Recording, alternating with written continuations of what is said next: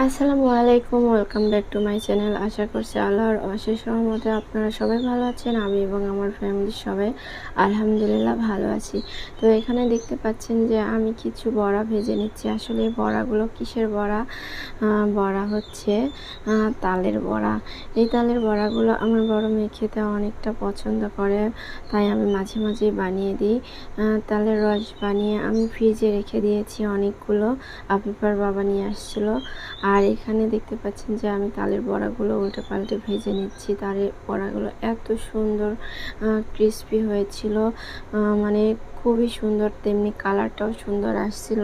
তো এখানে আমি তালের বড়াগুলো আজকে কিন্তু ভিডিও করে নিচ্ছি। আমি এর আগেও এই বছরে 3-4 দিন বানিয়েছি, কিন্তু ভিডিও করা হয়নি। কিন্তু দেখতে পাচ্ছেন যে মাশাআল্লাহ বড়াগুলো অনেক সুন্দর হয়েছিল।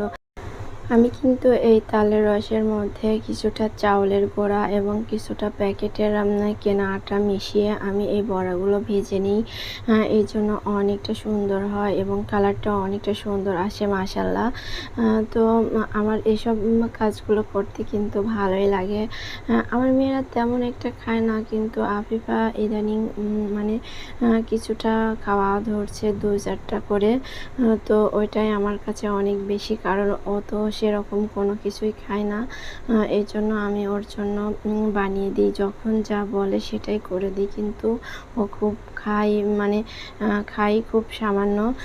তো এখানে দেখতে পাচ্ছেন যে আমি অনেকগুলো বড়া ভেজে নেওয়া হয়ে গিয়েছে, আবার নতুন করে তেলের উপরে দিয়েছি।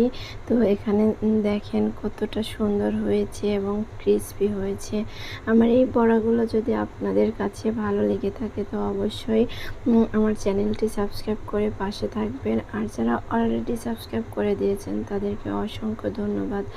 দেখেন কতটা সুন্দর, মানে তাওয়ার সাথে একটু লাগছে না, অনেক সুন্দরভাবে এটা উল্টে পাল্টে ভেজে নেওয়া যাচ্ছে।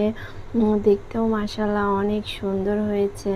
এই যে দেখতে পাচ্ছেন যে আমি সম্পূর্ণ বড়াগুলো ভেজে নিয়েছি, কতটা সুন্দর লাগছে দেখতে মাশাআল্লাহ। তো সবাই ভালো থাকবেন, সুস্থ থাকবেন। আমি কিন্তু ভিডিও শেষ পর্যায়ে চলে আসছি, আর আমার মেয়েদের জন্য একটু দোয়া করবেন। আসসালামু আলাইকুম।